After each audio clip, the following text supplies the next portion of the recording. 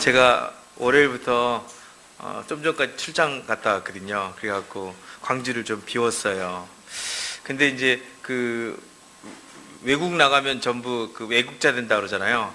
광주를 떠나니까 왜 이렇게 광주가 가고 싶은 거야. 보고 싶고 광주 음식도 그립고 하여튼 광주에 관련된 모든 게 이렇게 갑자기 이렇게 찐하게 이렇게 오는 거 있죠. 그래서 부산에 있었는데 부산 뭐 이렇게 제가 그 뭐라 그러는 건 아닌데 부산 사람들 좀 되게 힘든 것 같아요. 보니까 음식도 그렇고 참 여러 가지로 참 짠하더라고요. 근데 참 오늘 광주로 오면서 고속버스 타고 쭉 오는데 광주 가까이 오니까 제 마음이 점점 이렇게 막 풀어지고 기쁨이 막 올라오고 꼭 진짜 사는 것 같은 그런 느낌이 드는 거예요. 그러면서 참 제가 그 부산에 3일 동안 있으면서 우리 교회 자랑 많이 했습니다. 우리 선교지 자랑 많이 하고 말씀으로 이렇게 훈련된 교회 없다. 그리고 헌신된 교회 없고 오직 주님의 사랑으로 똘똘 뭉쳐있고 어디를 찔러도 그 주사랑만 나오는 교회다. 그러니까 목사님들이 막 부러워가지고 도대체 니네 정체가 뭐냐고 막 그러시는 거예요. 그래서 더 이상 많이 알면 다치니까 여기까지만 하시고 다음 2편을 기대하십시오. 그러고 왔는데 참 부산에서 다른 성도들 만나면서 진짜 우리 교회 성도들이 많이 그 성숙한 정말 그리스도의 장성한 자의 분량에 이르는 사람들이구나 그런 마음이 참 많이 느껴졌습니다. 그 얘기는 뭐냐면 하나님이 우리를 많이 칭찬하신다는 거예요. 우리의 상황과 조건과 나의 어떠한과 관계없이 하나님은 우리를 칭찬하시고 특별히 여기시고 사랑하시고 오늘도 깊은 경력 가운데서 하나님이 우리의 손을 붙잡고 있다고 믿습니다. 할렐루야. 우리 구호 한번 외치고 시작했으면 좋겠습니다. 그럼에도 불구하고 한 번만 더 하겠습니다. 그럼에도 불구하고 화이팅!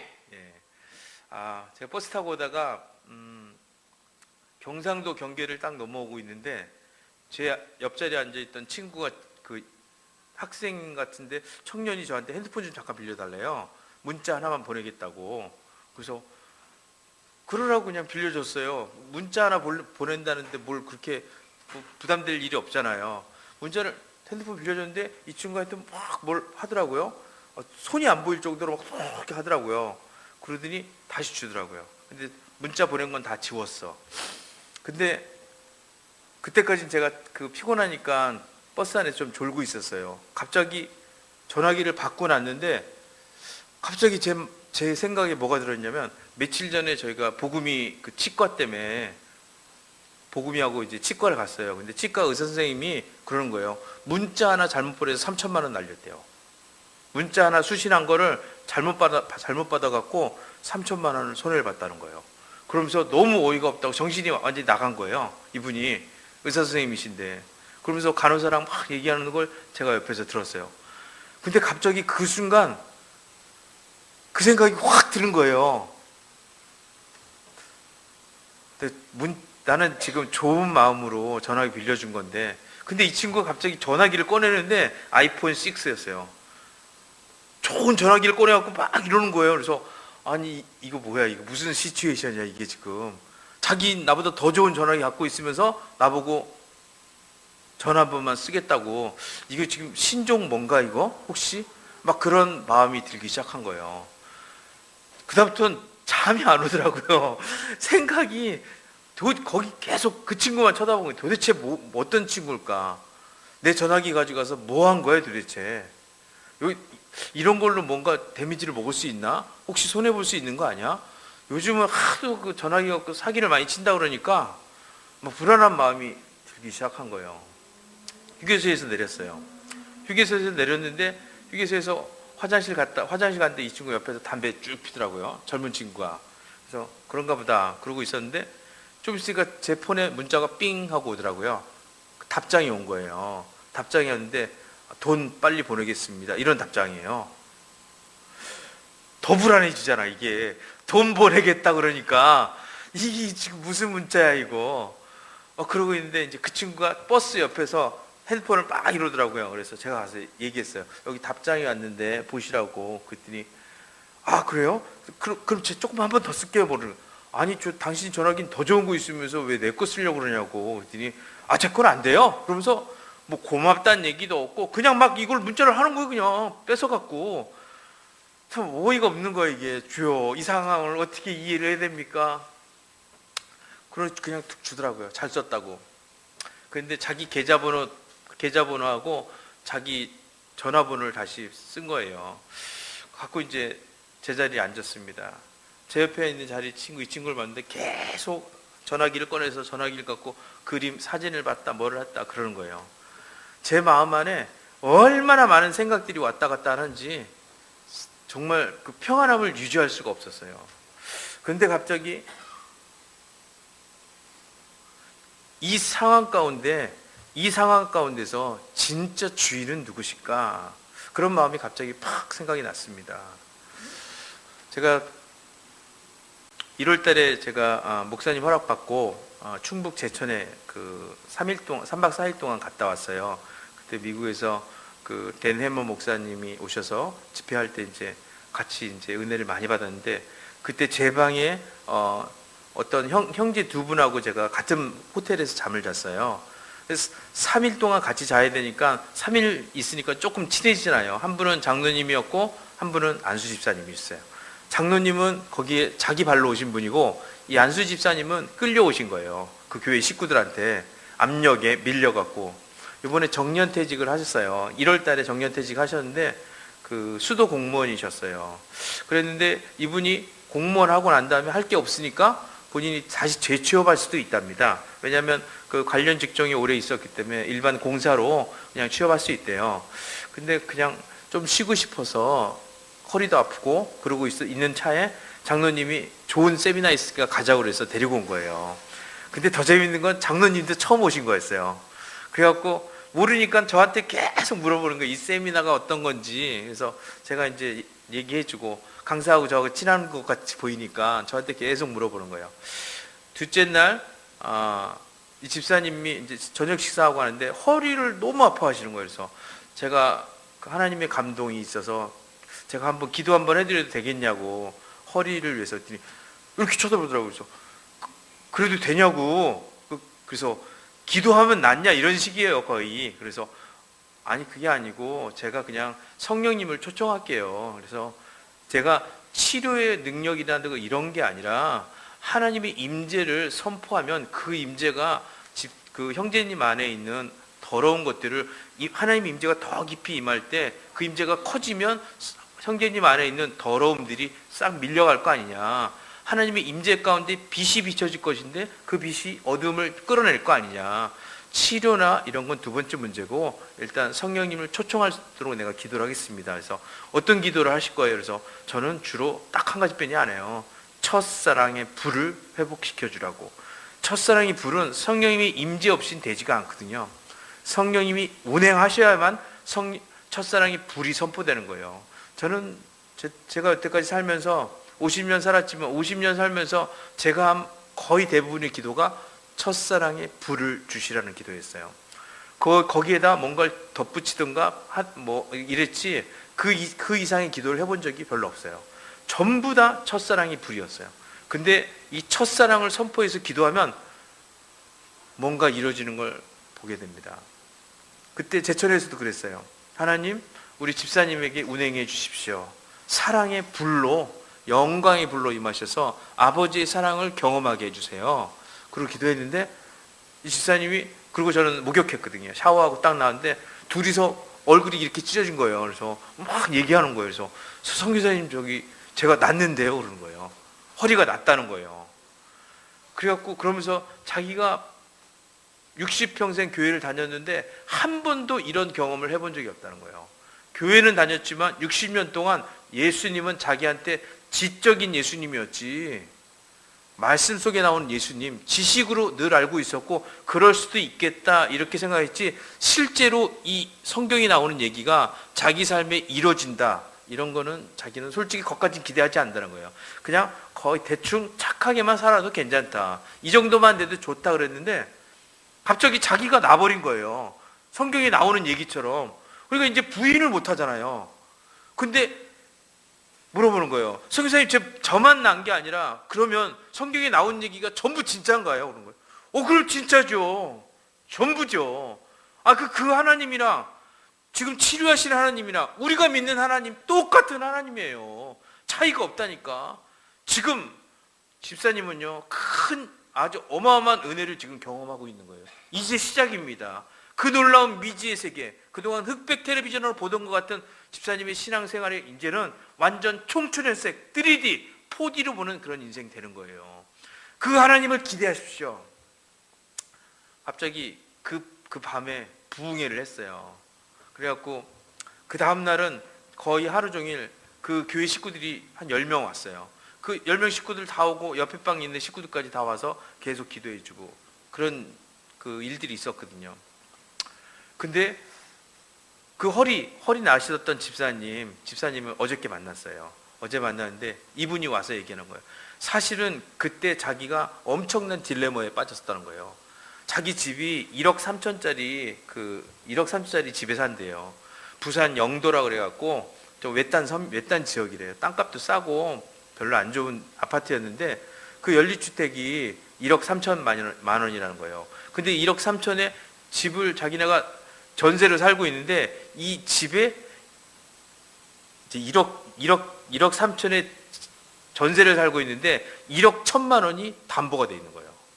설정이 잡혀 있는 거예요. 그리고 누군가가 이걸 갖다가 경매를 신청해 버렸대요. 어떤 친구가. 그러니까 이 쪽지를 봤는데 당신의 집이 지금 경매가 신청됐다는 거예요.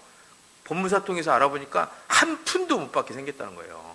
이미 은행에서 1억 1천만 원을 잡아놓고 있고 그 다음에 저쪽에서 또 잡아놨는데 임대차 뭐 보호법이라든가 이런 걸로 돼도 받을 돈이 없다는 거예요. 이런 바보 같은 짓을 왜 했냐고 사람들이. 이런 건 소송할 거리도 안 된다는 거예요. 창피하니까 어디 가서 얘기하지도 말라고. 어떻게 그렇게 많이 그 담보가 1억 1천만이나 돼 있는 그런 집을 들어갔냐고. 그런 집을 계약해서 들어갔냐고. 그것도 안 알아봤냐고. 당신 바보 아니냐고. 부인이 자녀들이 막 아버지를 그렇게 얘기해요.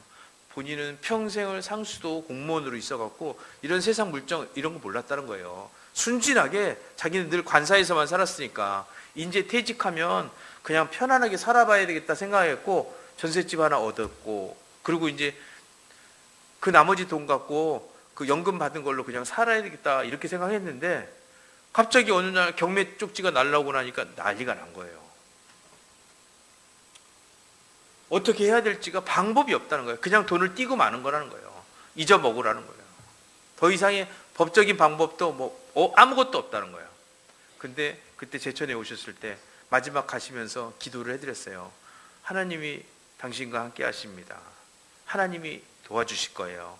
하나님이 재정의 문제도 도와주실 거고 진로의 문제도 도와주실 거예요. 새로운 인생을 살게 될 겁니다. 집사님, 그 하나님을 기대하세요. 허리가 나셨잖아요. 그렇다면 창세기부터 계시록까지 기적을 행하신 그 하나님을 이제 믿으세요.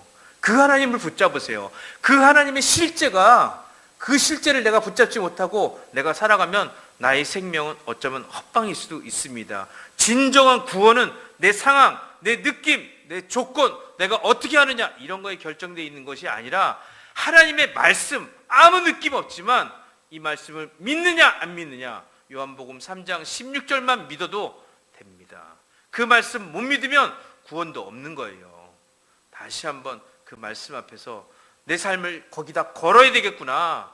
뭔가 건다 이럴 때는요, 말로만 하는 것이 아니에요. 지식으로만 하는 것이 아니라 아멘하고 끝나는 게 아니라니까. 삶에서 그걸 진짜 믿었는지가 대가지불을 해야 되는 거예요. 오늘 우리 김상석 전도사가 찬양하잖아요. 전보다 훨씬 더 나보지 않아요? 왜 그런 거예요? 이유가 있는데 내공이 지금 쌓이고 있는 거예요. 삶에서 고난을 당하고 핍박도 받고 어려움도 겪고 결혼했잖아요. 이제 그 핍박을 당연히 받겠지. 이런 일들이 다 지나가면서 내공이 쌓이는 거예요. 자기도 모르는 사이에 이 상황을 지나가면서 우리에게 어려움이 있고 연단이 있고 시험이 있고 아픔이 있고 고통이 있고 넘어짐이 있는 거는 뭐냐면 하나님이 우리 인생 가운데 내공을 쌓아주기 위해서, 이 내공이 쌓이니까 은혜가 나오게 되잖아요. 지난 시간에 얘기한 것처럼 우리 육의 눈이 감기고 영의 눈이 떠지는 그 축복이 있다. 그 축복의 세계로 나의 길 오직 그가 하시나니 나를 단련하신 후에는 나를 정금같이 사용하시겠구나. 우리 집사님이 그 마지막 기도를 받으면서 돌아가는데 한 3시간을 차 타고 오는데 차에서 내내 울면서 내려갔답니다. 하나님, 그 하나님, 살아계신 하나님 만나고 싶습니다. 선교사님이 얘기하는 그 하나님 나도 만나고 싶어요. 나도 목숨 걸고 선교사님처럼 그 하나님 붙잡고 싶습니다. 내가 60평생 살았지만 그 하나님 모르고 죽었으면 어떻게 될 뻔했어요. 이 집회, 이 컨퍼런스는 정말 나를 위해서 기획된 컨퍼런스입니다. 그러고 가셨어요. 그리고 아무것도 안 하셨답니다. 계속 집에서 찬양했대요. 하나님이 도와주실 것을 믿습니다. 하나님이 해결해 주실 걸 믿습니다. 해결 안 해주고 가져가셔도 이거보다 더 놀라운 계획을 하나님이 갖고 계시니까 아들을 내어주신 하나님께서 뭘 아끼겠습니까? 하나님, 나는 주님 안에서 자유합니다. 상황을 보지 않고 조건을 보지 않고 사람들을 바라보지 않고 옳고 그름의 기준이 아니라 세상의 어떤 가치관이나 조건이 아니라 하나님의 말씀, 그 말씀을 이루시는 하나님, 나를 위하여 예수를 내어주신 그 하나님이 오늘 나를 부르셨다면 내 허리가 아직도 안 아픈데 내 허리를 낫게 하신 하나님, 살아계신 하나님, 내가 그 하나님 더 알길 원합니다. 그 하나님 예배하기 원합니다. 갑자기 집주인이 찾아왔어요. 집주인이 찾아왔대요. 집주인이 와가지고 자기가 사실은 집 장사를 하는데 우찌우찌 하다가 돈을 급한 돈이 있어서 돌리려다 보니까 농협에서 대출을 받았다는 거예요. 그리고 또 누군가한테 돈을 꿨는데 나하고 연락이 잘 안 되니까 그 친구가 경매를 신청해 버렸다는 거예요. 자기가 다 갚을 수 있다고 걱정하지 말라고 그러더래요. 돈 있냐고 그랬더니 돈은 없다요. 걱정이 안 되는 거예요. 그래도 그 사람의 말이 아니라 그 뒤에서 역사하시는 하나님의 음성이 들리니까 이 사람이 어떻게 날 찾아왔겠어요. 하나님이 보냈으니까 왔지. 내가 그런 얘기 하지도 않았는데. 집주인이 오니까 하나님이 보냈겠구나. 하나님이 일하시는구나. 마음에 평안이 오고 집주인이 갑자기 한 가지 해결책을 내놓더래요. 뭐냐니까 이 집을 당신이 3천만 원만 더 보태서 사라는 거예요. 그러면 근저당 잡힌 거고 뭐고 싹 정리해 줄 테니까 사라. 진짜냐? 그래서 퇴직금 받을 거 그거 땡겨갖고 3천만 원 딱 주고 집을 깨끗하게 이전해 버렸어요. 완전히. 그러면서 간증하는 거예요. 내가 1억 1천만 원짜리 전세 살려고 그랬는데 그러다가 집 사버렸다고. 그것도 시세보다 더 싸게 샀다는 거예요. 그러면서 남들은 다 뛴다고 그랬고 마누라까지 다 뛴다고 이 바보 같은 영감때 그러면서 별의별 얘기를 다 하는데 할 말이 없잖아요. 눈물도 안 나고 하소연할 때도 없고 교회 식구들한테도 쪽팔려서 기도 제목도 못 꺼냈대요. 근데 그 일이 이루어졌다는 거예요. 60된 어르신이 눈물이 그렁그렁 해갖고 제 손을 잡으면서 그 얘기를 하는 거예요. 저도 그 생각이 나는 거예요. 내 돈, 내 핸드폰 갖고 제가 나한테 3천만 원 갖고 날려먹는다 그래도 이 일을 행하시는 하나님이 계시고 이 뒤에 역사하시는 하나님이 계시고 나와 함께 하시는 그 하나님, 그 하나님이 지금 이 일을 허락하셨다면 내가 이 하나님을 믿어야 되겠구나. 이 하나님을 붙잡아야 되겠구나. 주 예수 내 마음에 오심. 이미 오셨잖아요. 고린도전서 3장 16절에 그러잖아요. 너희 마음이 하나님이 거하시는 성전인 줄 너희가 알지 못하느뇨. 요한일서 4장 4절에 그럽니다. 너희 안에 계신 하나님은 세상을 이기신 하나님이다. 너희 안에 계신 하나님이 세상보다 크신 하나님 아니냐. 세상을 이기신 하나님이 내 안에 계시는데 그 하나님이 내 안에 있는데 뭐가 무섭고 뭐가 두렵고 뭐가 겁나고 뭐가 불안하고 뭐가 두렵겠냐. 이까지 상황, 난 흔들려고 사단이 막 그러지만 흔들릴 수 있어. 난 약하니까. 난 그렇게 약한 존재예요. 난 그렇게 부족해요. 난 그렇게 연약합니다. 난 그래서 예수가 필요합니다. 예수 없이 살 수 없어요. 오늘 우리 이 공간 안에 하나님의 영이 운행하고 계십니다. 여러분 믿습니까? 그 하나님의 영이 세상보다 크신 하나님이잖아요. 주의 영이 계신 곳에 자유함이 있다고 얘기합니다. 할렐루야? 믿으십니까? 나는 정말 믿습니다.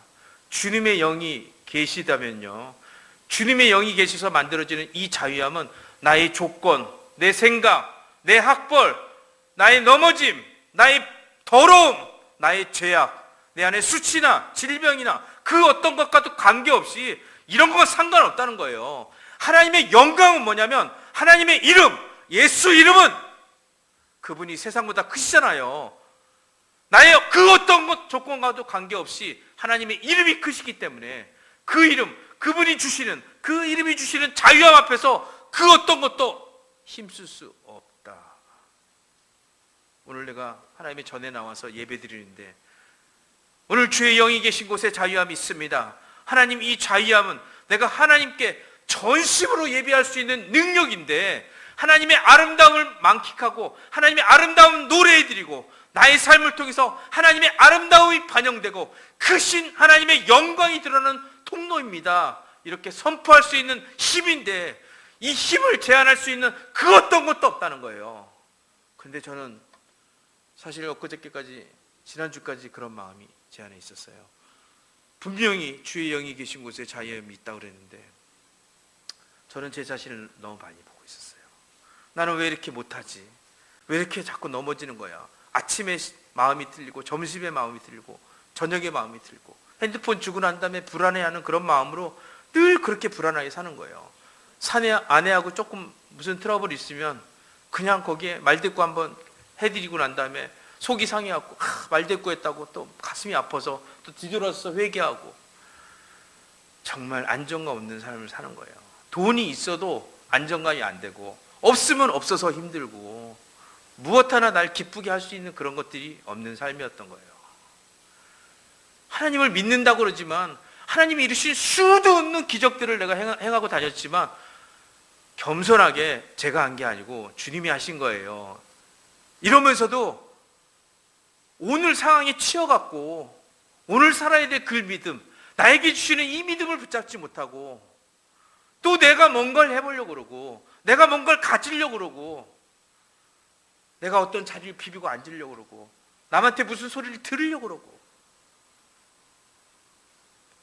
요즘 우리가 묵상하고 있는 사사기 20장의 얘기는요, 레위인 한 사람, 제사장이 그 당시 유행하던 대로 첩을 두고 그리고 살다가 이 첩을 비리들에게 빼앗깁니다. 그리고 첩이 죽잖아요. 강간당하고 죽는데 죽고 난 첩을 갖다가 12동이 내서 각 지파에게 나눠줍니다. 그러고 난 다음에 우리 안에서 어떻게 이런 일이 행해질 수 있느냐. 오늘 행해진 이 이스라엘의 악을 보라. 이스라엘이여, 어떻게 이걸 가만 냅둘 거냐. 그러고 나서 전 이스라엘이 11개 지파가 뭉쳐갖고 한 개 지파, 범죄한 한 개 지파를 치리하겠다고 모인 거예요. 적의 숫자보다 거의 10배 이상들이 모여갖고 이번엔 단단히 맛을 봐야 돼. 니들 정신 차려야 돼. 그렇게 계속 싸우는데 공격하러 가는 사람들이 지고 있어요. 숫자는 많은데. 두 번 지고 나니까 이 이스라엘 11지파가 무슨 짓을 하냐면요, 성전에 가서 법궤를 가져와 버려요. 하나님의 법궤를 단순히 지네 상황, 문제 해결하려고 하나님의 법궤를 갖고 오는 거예요.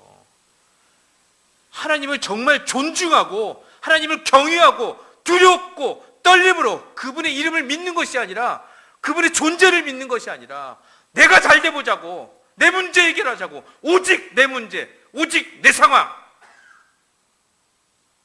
그런데 누구랑 싸우냐면요, 자기 동족이랑 싸운다는 거예요.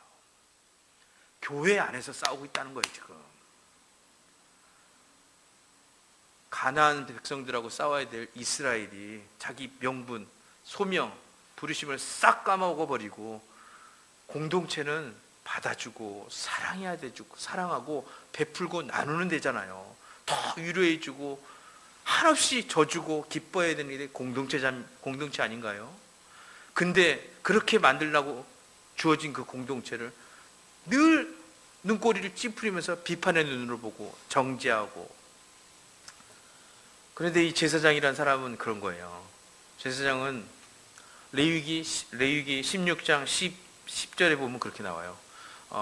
여호와의 규례 가운데 대속제일에 대한 규례가 나와요. 대제사장이 1년에 한 번씩 이스라엘 백성의 모든 죄를 가지고 자기가 염소 2마리를 가지고 제사를 지내요.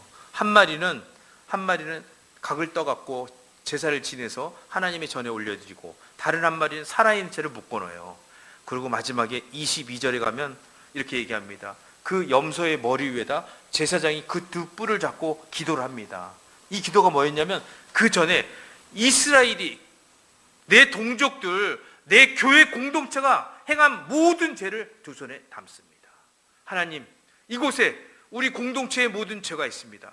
저의 죄도 포함해서 우리의 모든 죄를 이 손 위에다 올려놔 주세요. 우리 안에 있는 모든 불의, 우리 교회 가운데 행할 수 있는 모든 죄를 다 이 손에 올려주십시오. 그리고 그 죄를 염소의 머리 위에 올려서 기도합니다. 이 모든 죄를 염소에게 전가시킨다. 아사셀 언도라고 얘기하는 거예요. 그러고 난 다음에 이 염소에게 전가된, 죄가 전가됐잖아요. 이 염소를 광야로 내보내는 거예요. 이렇게 해서 염소 한 마리가 죽습니다. 그러면 이스라엘은 축제가 벌어져요. 그러고 난 다음에 초막절 축제가 벌어지거든요. 이걸 욤기푸르라고 이렇게 얘기하는 거예요. 욤기푸르가 지난 다음에 이런 초막절 행사가 있는 겁니다. 이게 율법인 거예요. 하나님이, 우리는 늘 넘어지기 쉽고, 우리는 늘 범죄하기 쉽고, 우리는 늘 불의하다는 거예요. 죄를 치하는 사람이나 죄를 짓는 사람이나 똑같은 죄가 있다. 그걸 하나님은 너무 잘 아시니까 이런 선한 율법을 만들어서 제사장을 통해서 이 일을 행하라고 얘기하시는 거예요. 너희가 나에게 돌아오라! 그럼 내 이름을 여호와라 하는 이가, 내가 은혜롭고 자비롭고 선하시고 자손 만대까지 복을 주시는 나 하나님, 내가 너희를 용서하고 새롭게 하리라. 새로운 삶을 살리라. 진정한 그리스도인, 나와 관계 맺고 너희가 가는 곳마다 내가 너희 손에 붙이는 사람, 너희 힘이 되주고 능력이 되주고 기름 부음이 되어주는 그 사람. 그래서 이스라엘은 싸움할 때마다 칼 갖고 싸운 게 아니었잖아요. 말 많아서 이긴 게 아니었잖아요. 짝땡이, 꽃갱이, 삽자루만 들고도 늘 싸워서 이길 수밖에 없었잖아요. 짱돌 몇 개 갖고도 이기고. 오늘 우리가 우리 삶의 나의 안정감의 근거로 취하고 있는 것들, 그것이 여러분들을 얼마나 평안하게 해줍니까? 얼마나 기쁘게 해줍니까? 우리 부산에서 만났던 그 집사님이 고백하는 것처럼, 저도 오늘 오면서 주님 내 안에 계신데, 주 예수가 내 안에 오신데, 나의 상황, 나의 형편, 나의 어떠함과 관계없이 주님이 그냥 와버리는구나. 이게 실제구나. 내가 넘어진 게 실제가 아니라 주님이 오신 게 실제구나. 그 신 하나님의 이름이 진짜 실제구나. 왜 나를 그동안 넘어짐만 보고 불의함만 보고 연약함만 봤을까? 그러면서 나만 그런 것이 아니라 형제와 자매들의 연약함들을 늘 바라보고 왜 그것만 갖고 따지고 있었을까? OX 게임하고 있었을까? 진짜 봐야 될 거는 뭐냐면 예수 이름, 그 신 하나님의 이름, 그분의 능력이 어떤 건지, 그 아들 예수 그리스도 어린 양을 내어주신 하나님이 어떤 사랑인지 그걸 봤어야 되는데,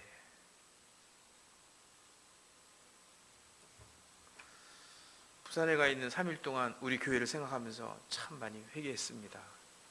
내가 정말 제사장이면서 만약 우리 공동체에 어떤 죄가 있었다면 대제사장이 아사셀을 언도하는 것처럼 하나님 먼저 나의 죄를 사해 주시고 나를 위해서 제사를 드리고 그 다음에 우리 공동체의 모든 불의들을 이곳에 담아 주십시오. 오늘 말씀이 기반되어 있는 주사랑 성교회 가운데 부흥이 터져야 되는데, 하나님 그 부흥이 터지는 그 길목에서 가로막고 있는 돌덩어리, 오래된 견고한 진들, 돌같이 딱딱 굳어져 있던 옛 성품들, 옛 자, 옛사람의 모든 발로들, 하나님 그 모든 불의를, 우리를 막고 있는 이 장애물들을 이 손 위에 올려주시고 하나님, 이 불의를 가지고 어린 양 예수 그리스도에게 내가 십자가로 가 다시 한번 십자가 통과하기 원합니다. 하나님, 그 불의를 내가 끌어안길 원합니다.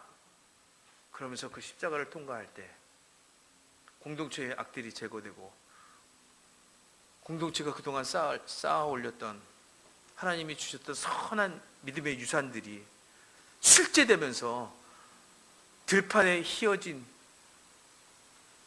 곡식을 바라봐라, 그런 것처럼 진정 우리 교회 가운데 하나님만이 하실 수 있는, 하나님이 꿈꾸시는 리바이벌, 하나님의 부흥, 예수혁명, 진정한 하나님 나라가 이루어질 것인데 내가 제사장이면서 그걸 결단하지 못하고 내가 바라보지 못하니까 이런 일이 있었구나. 참 많이 회개하고 죄송했습니다. 외국에 있으니까 애국자 된다고 광주 떠나니까 우리 광주 교회가 너무 막 빨리 가고 싶고 생각나는 거예요. 그러면서 제 안에 하나님의 은혜를 막 부어주시고, 내가 그렇게 나쁜 놈인데도 하나님 나를 치지 않으시고 다시 깨닫게 해주시고 말씀으로 깨우쳐 주시고, 사랑하는 아들아, 너의 조건 때문에 내가 내 안에 있는 게 아니야. 너의 어떠한 때문이 아니잖아. 로마서 5장 8절 봐봐. 우리가 아직 죄인 되었을 때 아들 예수를 내어주시면서 성령이 우리 안에 오셨잖아요. 내가 죄인일 때 성령이 오셨다니까. 깨끗할 때 오신 게 아니잖아요. 죄인일 때 오신 성령님이 우리 안에 무엇을 줍니까? 진정한 자유함을 주잖아요. 묶이지 않는 자유. 그 어떤 것으로도 날 묶을 수 없다. 내가 넘어지고 깨지고 부서지고 똑같은 죄를 하루에 70번씩 7번을 행할지라도 난 묶이지 않는다는 거예요. 정죄 없는 인생이니까. 내게서 높임받으실 이름은 그 어떤 이름이 아니라 영광의 주 예수. 이 모든 밑바닥, 최악의 바닥에서 나를 끌어올려서 하늘 보좌 우편으로 앉히시는 어린 양 예수의 보혈. 이게 진짜 실제라면, 이것을 진짜 붙잡을 수 있다면, 그 자유함을 선포할 수 있다면 오늘 우리 예배가 수준이 좀 바뀔 거라고 저는 생각합니다.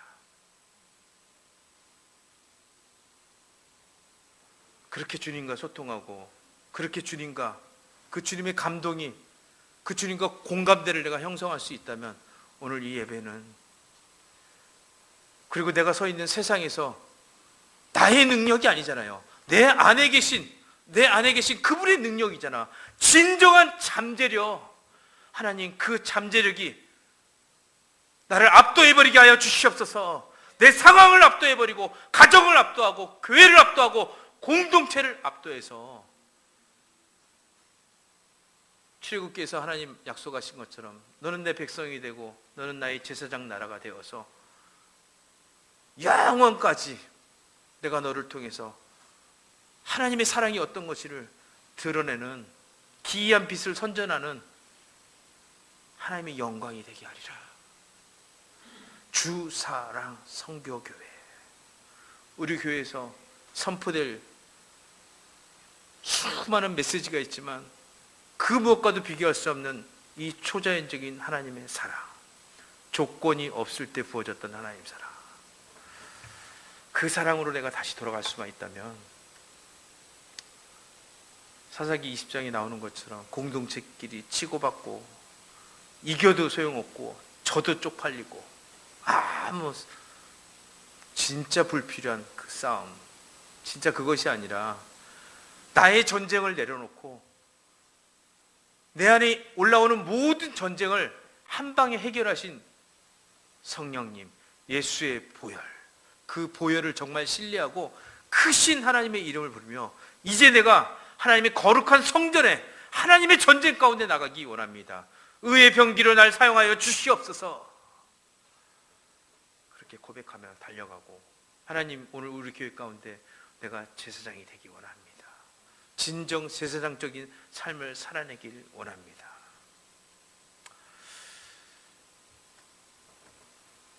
고속버스에서 내리는데 이 친구가 가방을 꺼내더라고요. 가방을 꺼내는데 가방 옆에서 이따만한 칼이 나오더라고요. 이만한 칼 뚫뚫뚫 말아갖고, 보니까 운동선수 같아요. 부산에서 뭐 하고 광주 오는 것 같아요. 그러면서 나 한번 쳐다보지도 않고 그냥 가버리더라고요. 근데 이미 제 마음 안에 평강이 있잖아요. 평안함이 있잖아. 주 예수가 내 마음에 오시니까 평안이 이루어지는 거잖아. 상황이 바뀌어서 이루어지는 게 아니라 상황은 그 다음부터 바뀌어질 거라고 저는 믿습니다. 주님이 오셨다는 거, 주님이 내 안에 거하신다는 거, 주님이 나와 함께 하신다는 거, 주님이 내 손 붙잡아 준다는 거 믿어지고 나면 그 다음에는 상황은 되든 안 되든 상관없는 거잖아요. 하지만 그 주님을 붙잡고 나면 세상보다 크신 하나님, 세상을 이기신 하나님이 내 안에 계시니까 이제 세상을 다룰 수 있는 힘이 생기고 권위가 생긴 거 아닌가요? 우리 사람 수에 달려있지 않다고 믿습니다. 여호와의 구원이 정말 그 수에 달려있지 않다고 얘기한 것처럼 오늘 우리 교회가 이 광주 치칼시를 접수할 수 있다고 믿습니다. 이번에 부산 갔다 오면서 하나님이 여러 가지 지식들을 주셨어요. 정말 이 3일 동안 머리가 터지고 가슴이 터지는 줄 알았어요. 잠을 잘 수가 없어요. 계속 밤마다 환상을 보여주고 말씀을 해주시는데 그거 받아 정리하고 죽는 줄 알았어요. 이미 다 알고 있었던 것들도 있지만 또 다시 하나님 깨우쳐갖고 깨닫게 하시는 것들도 참 많이 있었어요. 왜 내가 이거 잊어먹고 있지? 왜 내가 잊어먹고 살았지? 왜? 감사했어요. 그 은혜가 그냥 주어졌을 거라고 절대로 생각하지 않아요.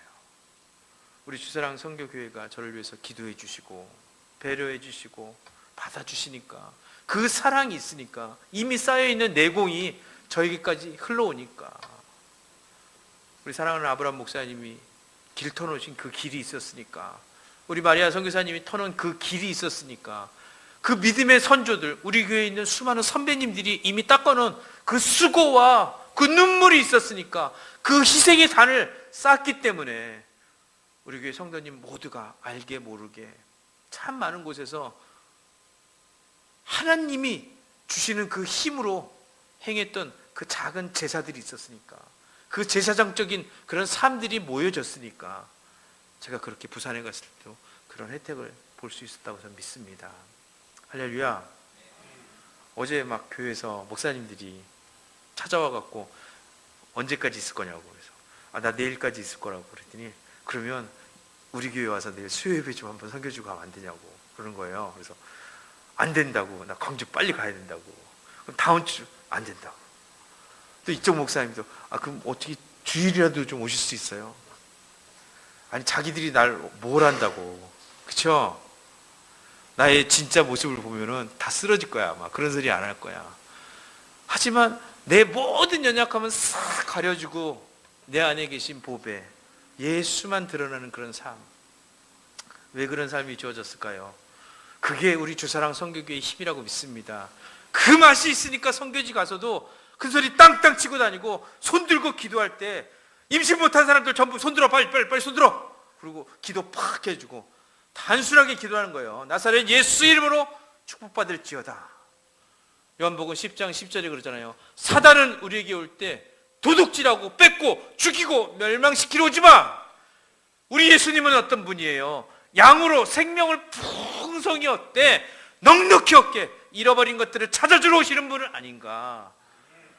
내가 이 하나님을 왜 잃어버리고 왜 쓸데없이 마귀랑 계속 싸우고 놀았을까? 이제 그만 놀아야지 하고 내 생명을 풍성하게 해주시는 그 예수 붙잡고 오늘 내가 다시 한번 찬양하고 다시 한번 기도하고 당장 변하지 않는 그 삶이 아니라 당장 변하지 않는 내 성품, 내 인격이 아니고 그럼에도 불구하고 내 안에 역사하시는 예수 그리스도, 어린 양 예수 그리스도, 그분의 빛과 그 보혈의 능력을 기대하면서 오늘 내가 주님을 찬양하겠습니다. 그 주님의 높고 위대하심을 찬양하겠습니다. 주여 일어나 주시옵소서. 여호와여 일어나시옵소서. 우리 마지막으로 찬양하기 원합니다. 주 예수 내 마음에 오심. 다시 한번 찬양하면 어떨까요? 시편 145편 3절에 얘기합니다. 여호와는 위대하시니 크게 찬양할 것이라. 그의 위대하심은 측량하지 못하리라. 대대로 주께서 행하시는 일을 크게 찬양하며 주의 능한 일을 선포하리라. 역대상 29장 11절에 얘기합니다. 여호와여, 위대하심과 권능과 영광과 승리와 위엄이 다 주께 속하 있습니다. 천지에 있는 것이 다 주의 것입니다. 여호와의 주권도 주께 속하였사오니 주는 높이 드사 만물의 머리 되십니다. 오늘 우리에게 자연스럽게 주어지는 고정관념, 어쩌면 이것이 우리가 깨트려야 될 돌일지도 전 모른다고 생각합니다. 이 고정관념, 이 우리 마음 안에 있는 돌들을 제하고, 정말 사단의 이 괴계 앞에서 양으로 생명을 주시되 그냥 주는 것도 아니고 풍성한 생명, 그 풍성한 생명 안에 풍성한 열매가 있습니다. 우리가 그리스도의 장성한 자의 분량이 이르도록 자라가는 게 맞는 거잖아요. 하나님은 우리를 자라가게 만드셨다는 거예요. 성장하게 만드셨다는 거예요. 발전하게 만드셨다는 거예요. 더 내공이 쌓여지고 더 깊어지고 높아지고 넓어지는 존재로, 더 큰 유업, 더 많은 유산을 가질 자로 불러주셨다 믿습니다. 그 하나님 앞에 오늘 내 마음을 내어드리면서, 그렇구나, 하나님 마음대로 쓰십시오. 내가 하나님을 제한하고 있었는데 하나님 내 안에 넘어짐만 보고 부족함만 보고 연약감만 보고 또 역시 지체들도 그런 것만 봤는데, 하나님 우리 교회를 볼 때 그것이 아니라 그럼에도 불구하고 역사하시는 하나님, 우리 교회의 머리 대신 진정한 주인 대신 예수 그리스도, 그분의 보혈을 다시 한번 기억하며, 하나님 내가 우리의 모든 불의함을 안고 골고다 언덕 그 십자가를 통과하기를 원합니다. 그곳에서 당신의 사랑을 가르쳐 주시옵소서. 당신의 영광의 맛을 알게 하여 주시옵소서. 그 진정한 생명의 맛 가운데 춤추게 하시고, 진정한 자유함 가운데 나의 모든 것이 자유되고, 그래서 내가 가는 곳마다 내 자녀들이 자유함의 물을 들고, 내가 가는 공동체가 자유함 가운데 전염돼 버리고, 슈퍼를 가도 슈퍼가 자유함 속에 들어가게 되고, 회사 가도 회사가 자유함에 휩싸여 버리고. 할렐루야. 나는 이 일이 하나님의 복음을 전파하는 하나님의 뜻이라고 믿습니다. 하나님이 우리에게 주신 소명이라고 믿습니다. 이 자유함을, 우리 이 특권을 사용합시다.